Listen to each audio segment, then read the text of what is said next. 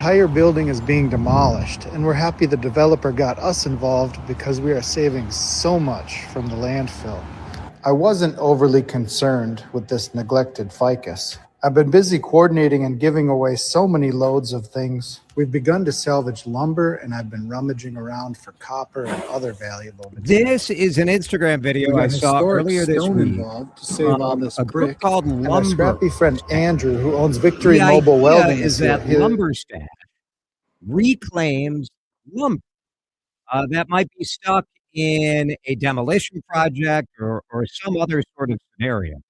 And I just thought this was so cool, this project that's going on on Grand Avenue in St. Paul, that I reached out to Lumber Stash, and joining us now live via video link up, you can watch on our YouTube stream, or you can check out on X or on Facebook. Jeremy Marshik from Lumber Shack is in St. Paul right now. Hey, Jeremy. Thanks, Jason. It's Lumber Stash. Oh, Lumber Stash. I shacked you. Shacked you. That's kind of like my last name anyway. It's called Stash because a big trick I found, the material we salvage is often thrown away because it's not valuable enough to salvage it, haul it somewhere, put it in a store, pay someone to sit and wait. So we started out selling a lot out of garages. Now we're selling direct from these sites. So Stash is a relevant Stash. It's all word about for what we're doing. Yeah. Exactly. All about the stash. All right. Jeremy with Lumber Stash is with us. And he's right now, you're at the former Billy's on Grand. So I think a lot of people know that sort of Victoria Crossing. And the developer there, they're demolishing this whole thing at the corner of Victoria and Grand, right? That's correct. Yeah. So how do you guys get involved with this? I started this I had an office job I didn't like, and I was biking around and saw lumber and dumpsters. So I started 4 years ago. The inventory was mostly coming direct from dumpsters. I did a ton of social media and met people along the way. This particular one, we work a lot with Hennepin County, or actually we're in what are we in right now? Ramsey. Ramsey, yep, Ramsey. Right now. So Ramsey County recommended me to the owner, recommended Lumber Stash to the owner. So that's how we found out about this opportunity. And I've been working here pretty steady for about a month now. And you're just like hauling the lumber out of there, but other sorts of things that might have value or might, are you trying to donate them, or are you what do you do with the stuff? So sell it, give it away. I found that I can make a decent living selling things really cheap this way because I don't have the overhead of commercial space. So we sell it fast and cheap. We give a lot of things away to get it out of here. But it's not just, it started out with mostly lumber, but it's here I can change my camera here front. Let's see. Yeah, there. So it's a 1920s building. There's a bunch of cool 1920s light bulbs that are going to a family that lives like 4 blocks away. I've got my friend who owns Victory Mobile Welding here. He's cutting out tons of steel like that to reuse. There's been several restaurant people through here, and they took the nicer stuff, but the left behind stainless steel from the kitchen is going to go to Andrew, and he's going to do something cool with it. Huh. It's so cool. We're talking with Jeremy Marshik from Lumber Stash, who right now they're in the middle of a project that's part of that St. Paul demolition of the former Billy's on Grand. They're going to turn that into some housing and a nice development over there. But what started is just reclaiming lumber. And that mission of like saying, hey, there were trees that were taken down to create this lumber. Let's figure out if we can reuse it instead of having to knock down new lumber. You've really extended that to all sorts of stuff. I know you had been working on the fact that some of this, being able to do it as a business, that there's some question about it, right? You have a petition on your website. Yeah, it's illegal for a business to sell products from residential property. And this never would have been possible. When I started, I didn't have extra money to pay a landlord or buy commercial space. I just started hauling lumber home and selling it from the garage.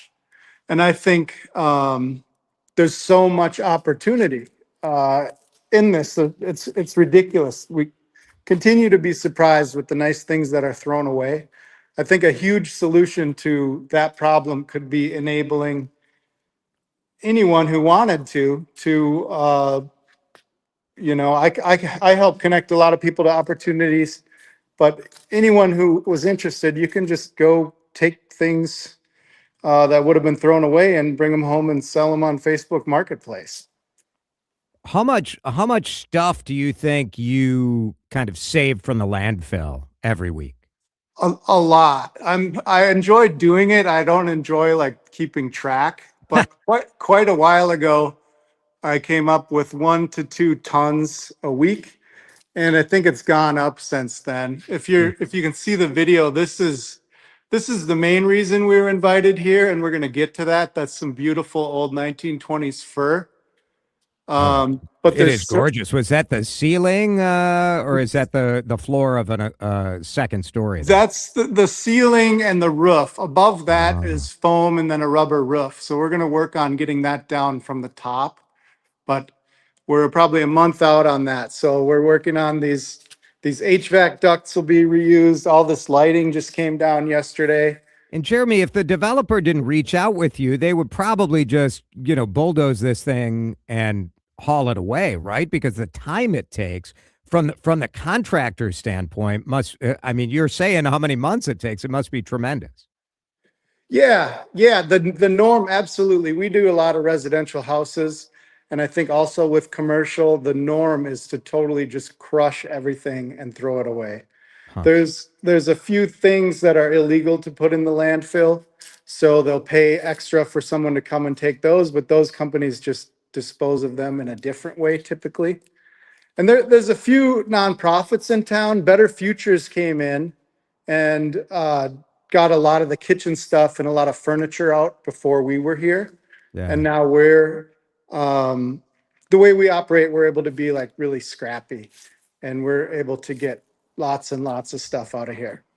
Well, I love it, Jeremy. I think it's it's ingenious by you, and it's also great for the environment and great for other people who are able to get access to this stuff at a low cost or no cost, which is fantastic. If somebody is out there with a project coming up, what's the best way for them to get in touch with Lumber Stash? Thank you. We're on social media, on the website. I have a pretty basic website. The inventory, a lot of the inventory is listed there, and you can enter an email address to get on our list to send people updates. Cool. Lumberstash.com. And yeah, I see. So you got a marble countertop out here, some treated decking, all sorts of stuff that people might be curious about. Really good stuff. Love the business. And your neighbor Van is here on the YouTube channel who said you're cool. So, that's pretty good. It was starting out was super grassroots. Like I said, I was hauling things home from dumpsters, and neighbors would come by and buy like 1 2x4 off of my driveway. That's so cool. So good. Jeremy, really appreciate it. Thanks for being with us today. Jeremy Marshak from Thanks for having me, Lumberstash. Jason. And if you're just listening on the radio, tomorrow morning on YouTube, I will take this segment and make a video. So you'll be able to watch this segment, but you can rewind it right now. If you go to the live, click on the live button at YouTube. Thanks, Jeremy. Appreciate it. Thank you. Have a good one. You have a good day, too. 3:47. Drive Time with DeRusha is going to come back with a conversation about some trouble I stirred up on social media today. What's about? What do you think is more controversial? If I share a political take or say anything about the attendance at Target Field? Drive Time back in a minute. You're listening to Drive Time with DeRusha on News Talk 830 WCCO. All right, I was just emailing with my friend, Dr. Mohiba Tureen, in Tureen Dermatology, because I read something in the New York Times that I thought, I got to get her taken. That is the magic of having a friend who's a dermatologist And you can have access to that sort of care as well by reaching out to Tareen Dermatology, Tareen, dermatology.com. It's Jason here for Dr. Mohiba Tareen. And in fact, Dan just told me she's going to come on tomorrow at 4:35 to talk about men's hair loss in young men, especially. Pretty interesting story in the New York Times about that. Hair loss is just one of many things that Tareen Dermatology will treat. I go there every year. I actually have gone through some hair loss treatment at Tareen Dermatology, talked to her about my kids. You can get advice, men and women, about hair loss. They have prescriptions, they have laser, they have all sorts of different treatments that they can try that will be customized to whatever your needs are. Now, I first went to Tareen Dermatology for a full body skin checkup. My family has a history of skin cancer. My dad has had a number of growths taken off his face, and I don't want to mess around with it. You shouldn't either. And you don't have to mess around with waiting for an appointment. Tareen Dermatology will get you in as little as 3 weeks. They have 10 locations all over the Twin Cities. You can get to all of them through one spot. You want to call at 651-633-6883 or hit them up online. You can request an appointment right at the website, TareenDermatology.com.